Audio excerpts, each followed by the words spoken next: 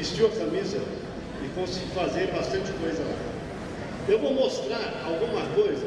Esse aqui, já que estamos falando em família, esse aqui vamos dizer que é o padre Haroldo da luta antitabágica.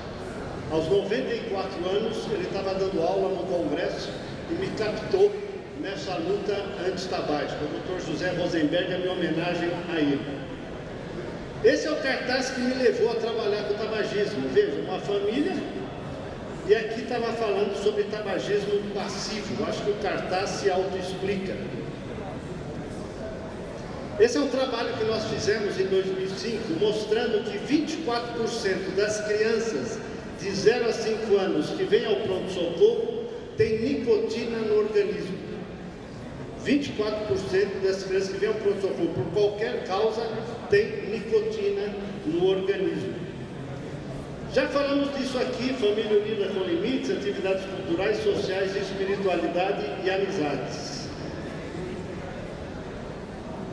Isso aqui é um cartaz da Índia, uma foto tirada na Índia, onde na Índia existe esses caramelos aqui, chama Gushika. A maioria deles com tabaco. Então essa criança de 6 anos, filho desse vendedor, já masca a Gushika, tá? A partir dos 6 anos de idade. E nós temos lá a maior incidência de câncer de boca e câncer de laringe. Isso é uma cultura familiar entre eles. Esse é um paciente no pronto-socorro, quando eu comecei a montar o ambulatório antitabágico para pais fumantes de crianças com asma. Se eu não tirasse o cigarro dentro de casa, eu ia ter que usar mais medicamento para as crianças. Então a criança é internada e esse camarada com um maço de cigarro dentro do bolso. Esse é um cartaz de uma criança do meu ambulatório de asma, onde ela põe aqui: use o remédio 3 vezes ao dia, use quando der crise, use em tal... Ela estava meio neurótica com o tratamento de asma dela, né? Mas ela põe aqui um cigarro cortado e ela escreve: não fique perto do fumo, evite. Porque essa criança sabia o que era o domingo à noite, depois de um dia de carteado em casa, ela ir parar no pronto-socorro toda semana. Esses aqui são slides do Free Mind passado que os americanos trouxeram, já foi falado um pouquinho disso, mas em azul são os estados americanos que liberaram a maconha medicinal, recreativa. Em cinza claro, liberaram a maconha medicinal. E vamos ver o que está acontecendo por lá. O lobby da maconha, assim como o lobby do cigarro, a indústria tabaqueira, não está interessada naquelas pessoas que vão usar a maconha uma vez por mês, dita maconha recreativa. Eles estão interessados nos 30% de pessoas que vão consumir 90% da maconha vendida. Isso é dependência. Quando eu fui numa escola, eu falei isso aqui, o aluno abriu o WhatsApp, abriu a internet dele no celular e falou: olha, tem um doutor fulano de tal aqui que está falando que é só 10% de dependência. Eu perguntei para ele: você acha 10% pouco? Se você fosse pegar um avião, se soubesse que tinha 10% de chance de cair, você pegava?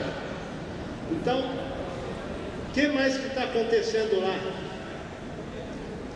Está acontecendo o seguinte: em Washington e Colorado, os 2 primeiros estados que liberaram a maconha vendida, você tem mais pontos de venda de maconha do que Starbucks e McDonald's. Este é um negócio do século para alguns americanos. O que a gente vê mais lá? O Anthony Wong já mostrou isso. Aonde se liberou, dobrou-se o número de pessoas utilizando a droga. Então, será que esse é o caminho da legalização? O que mais que a gente vê? Aumento de acidentes, começou a venda de maconha aqui, dobrou-se o número de acidentes automobilísticos, porque lá é muito claro, pode beber, mas não vai dirigir. Mas a maconha não tem bafômetro. Então muitos dos acidentes que nós já temos em São Paulo devem ser pela maconha e não por álcool. Quando o bafômetro é negativo para álcool, provavelmente você deve ter maconha no meio. E principalmente, Aumento de ligações para o SAMU americano, onde você vê intoxicações exógenas. Lá se vende bala de maconha, bolo de maconha, refrigerante de maconha, chocolate de maconha, e a gente começa a ter o dobro de intoxicações por droga em crianças de 0 a 5 anos. É lógico, você leva para casa refrigerante de maconha, bala de maconha, bolo de maconha, a criança acaba ingerindo. Eu atendi no pronto-socorro há 2 meses atrás uma criança de 5 meses convulsionando sem parar. 5 meses. Tomou o primeiro remédio, não saiu da convulsão, tomou o segundo, não saiu. Depois da terceira medicação, acabou cedendo à convulsão. Convulsionou 5 horas seguidas. Resumindo a história, o pai ganhou um sachê de droga, que não sabe direito o que é, dissolveu essa droga numa garrafa de água mineral para ele consumir durante o dia, semana, mês, sei lá. A tia da criança chegou, a mãe não estava, a criança estava chorando, preparou a mamadeira da criança com esta água, que tinha um envelope, um sachê talvez de êxtase, não sei o que é, e essa criança fez 150 ml de leite, e essa criança mamou 120 ml dessa mamadeira com essa droga. Então isso está começando a acontecer entre nós, intoxicação exógena numa criança de 5 meses de idade. Então nós temos que abrir os olhos em relação a isso. Um pouquinho sobre atividades culturais e esportivas. A gente vê o seguinte: 20 cigarros por dia, você fica 12 anos mais velho em relação à sua atividade esportiva. Temos que levar isso para o jovem. Aqui eu estou conversando, eu queria fazer um programa antitabágico na Rádio USP.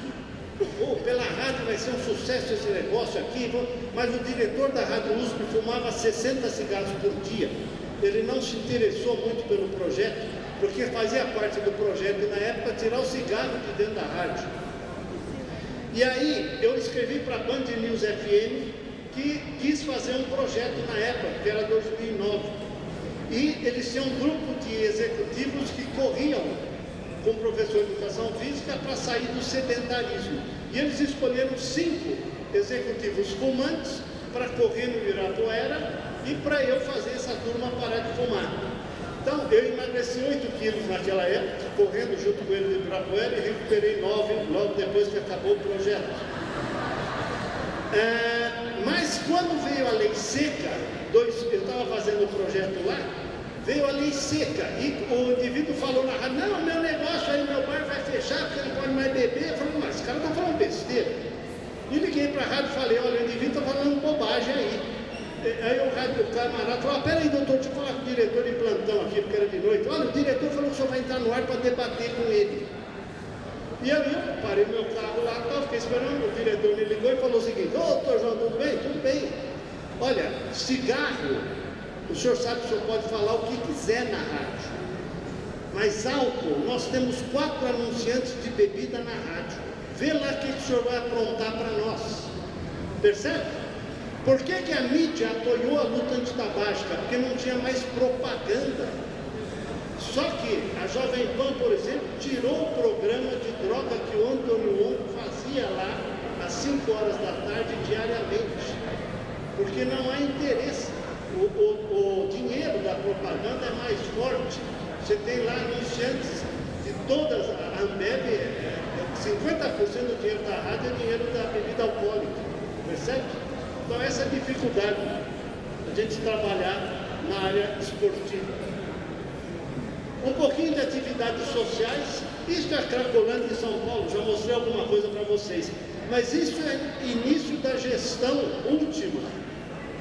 O que se faz na Cracolândia é a polícia dispersando todos os indivíduos pela cidade inteira.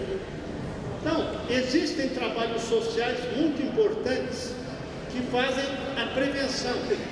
Este aqui é uma clínica de recuperação em São Paulo, onde há um trabalho de permacultura feito por um biólogo que pega essa... O que é permacultura? Plantar de maneira ecológica e trabalhar com as pessoas que estão envolvidas.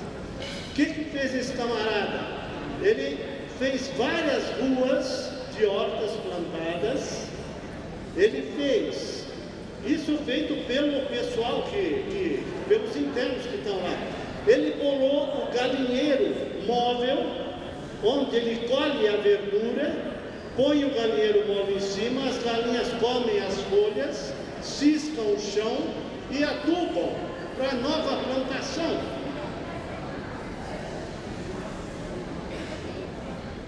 Essa é a primeira. Isso aqui é uma porcaria, não? Precisa ter paciência. Essa é a primeira coleta dessa clínica, a primeira coleta feita pelos internos da clínica. Essa aqui é o pessoal amassando barro para fazer o fogão de lenha, fazendo o adobe. O que é o adobe? É o barro, o tijolo de barro. Esse aqui é um arquiteto que trabalha com isso, camarada que faz arquitetura totalmente ecológica, estando lá na clínica ajudando o pessoal a fazer o adobe. Essa aqui é a construção da cozinha da clínica, porque não tinham dinheiro para o gás, mas existe uma marcenaria do lado que doa os topos de madeira, então resolvemos fazer o fogão de lenha. Esse aqui, o anterior, passa o anterior para mim, faz favor. Passa o anterior. Se você prestar atenção, fica mais fácil. Então, isso aqui é o fogão de lenha feito, onde o primeiro bolo assado no fogão de lenha construído pelos internos. A satisfação deles em produzir uma coisa é fantástica. Essa é outra fazenda onde eles estão fazendo. Foi uma terra doada por um indivíduo, por uma ONG, só que ele deu a terra sem nada. E o IBAMA está multando essa organização porque eles desmataram a fazenda. Desmatou foi quem doou a terra, mas eles estão tendo que reflorestar a terra. Isso também faz parte da permacultura, todo o pessoal ali feliz porque está trabalhando na terra, entre as árvores, quando elas não crescem, o indivíduo vai plantando a sua horta. Então, trabalhos sociais são bastante importantes. Vou insistir nessa parte da espiritualidade, onde a gente sabe, já mostrei isso antes, mas o camarada que nunca vai a algo espiritual, a uma igreja, ele tem 1,9 de risco de droga. Se ele vai toda semana, isso cai para 1. Então, a espiritualidade, como a gente já pôde mostrar aqui, faz parte da recuperação. E as amizades, bastante importante. Esse é um trabalho de aconselhamento breve, onde esta enfermeira fez 5 ligações telefônicas para esse grupo de pessoas. E esse aqui é o grupo controle. Com 5 ligações telefônicas, uma por mês, ela conseguiu 30% de cessação no tabagismo. 5 ligações telefônicas, estou conversando com 2 a 4 minutos. E aqui o grupo controle, então 5 ligações telefônicas, 5 intervenções ou 5 aconselhamentos, diminuiu em 30% o uso do tabaco e 18% o uso do álcool. Então, isso nós levamos para dentro de um consultório médico. Passo o próximo. O que a gente vê? Mostrei isso já. A gente tem 30% de fumantes nas famílias que a gente atende, quase 50% de uso de álcool dentro de casa, 27% de maconha e 11% de crack. É muito alto isso nas famílias que são atendidas no ambulatório do hospital universitário. Então, nossos alunos têm que preencher essa ficha aqui: o crescimento da criança, estado nutricional, desenvolvimento, alimentação, vacina, diagnóstico. E nós incluímos isso aqui. Qual é o risco de droga dessa criança? Isso significa o quê?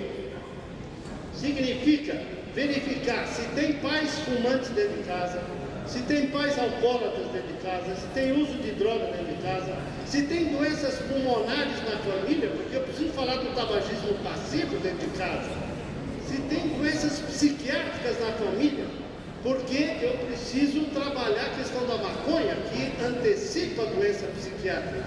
Então, tudo isso o aluno tem que conversar. E gastando 2 a 4 minutos da consulta médica, fazendo um aconselhamento breve sobre drogas, do que se identificou ali, a gente teve uma aceitação muito boa das famílias nesse sentido. As famílias têm dificuldade de conversar sobre esses assuntos.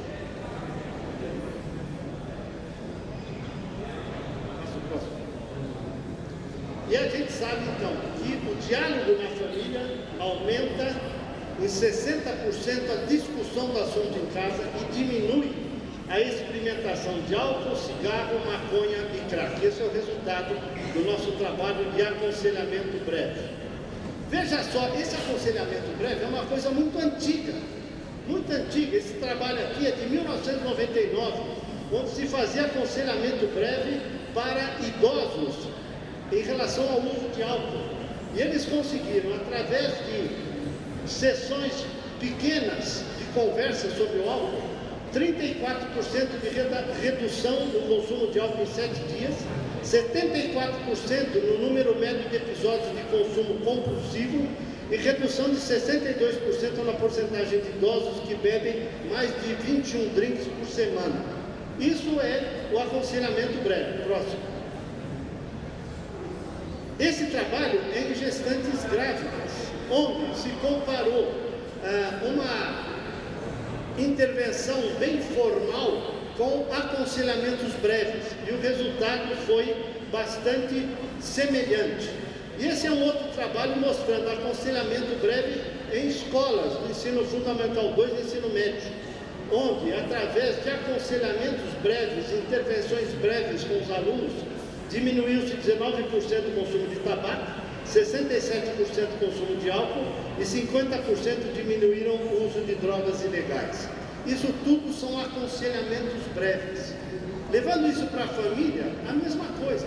Não adianta que eu vejo no consultório é o pai trazendo a menina que chegou alcoolizada em casa, depois de dar um sermão de meia hora, e isso não vai ter muito significado. Geralmente o pai se passa num pronto-socorro chique, ele acaba fazendo dosagem de droga no cabelo, na urina, para identificar tudo que ela está usando. E às vezes a descoberta é catastrófica. E fazer isso sem permissão do adolescente, isso é catastrófico na relação familiar. Então, passa o próximo. Dá um clique nesse, vê se sai, senão você pega outro. Clicar em cima da USP aqui, embaixo funciona. Não? Então vamos para esse vídeo para vocês verem uma experiência de um garoto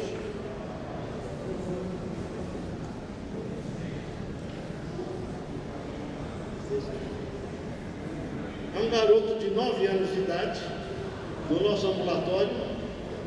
Dá o som aí. Você entendeu o que nós falamos de dependência na palestra? Dependência de álcool, dependência de tabaco? Qual é o exemplo que você viu? Conta para nós. É porque uma vez na minha casa eu tinha um pacote de bis. O bis é como execução do álcool. Então, aí eu comi um, aí parei. Depois me deu mais vontade, fui comendo um monte, quando eu não tinha, já eu fiquei pedindo para minha mãe comprar. Aí com o álcool e as drogas é pior porque você sai na rua e vai para roubar. Muito bem, parabéns então.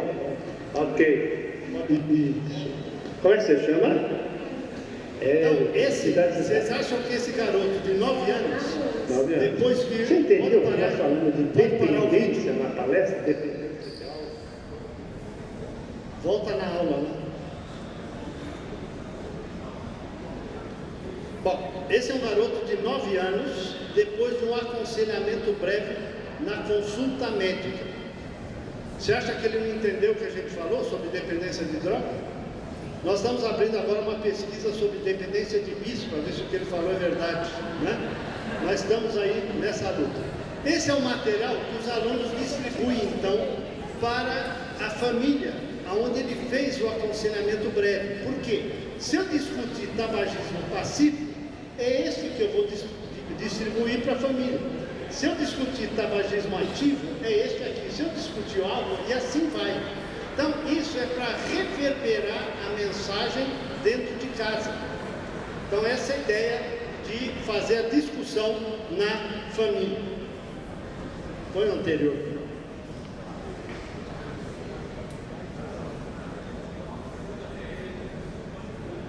Volta, depois. Pode seguir. Não.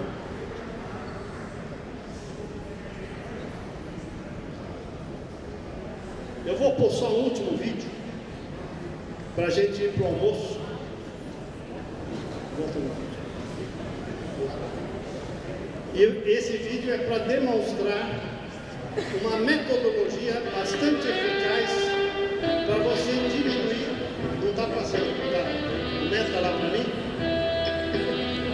Então, uma metodologia para você evitar que fumem do seu lado hoje na hora do almoço. Camarada comendo e o outro fumando do seu lado. Olha lá o que ele faz.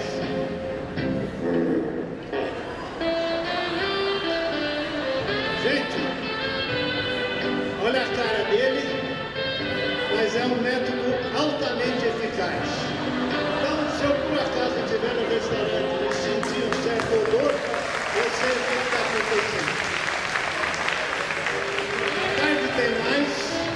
Obrigado por fazer a gente mudar de anfiteatro. Nós estávamos lá naquele piquitico e viemos para esse grandão. Um abraço a todos e até de tarde continuamos. Obrigado. Obrigado, doutor.